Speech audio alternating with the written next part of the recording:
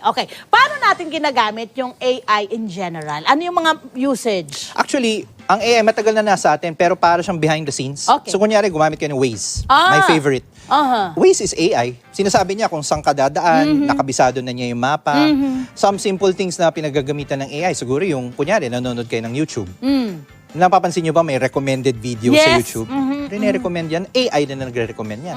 Tsaka down to, I'm sure marami sa atin mahilig mag-online shopping. Okay. Lahat ng mga binibili nyo sa Lazada, sa Shopee, mga brands na yan, merong AI yan. Kinakabisado yung binibili mo. Wow. At kaya ka napapabili na madami pag may Oo. mga sale. Ito ba yung parang pumapasok dito na pumapasok yung parang tinatawag nilang algorithm? Algorithm. Tawag Yeah. dyan recommendation.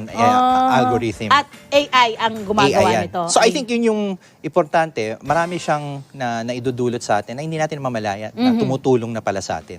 Ang pinaka-extreme ngayon dyan, yung dalawang AI, yung ginagamit din dyan kanina, yung image generation, tsaka yung chatbots.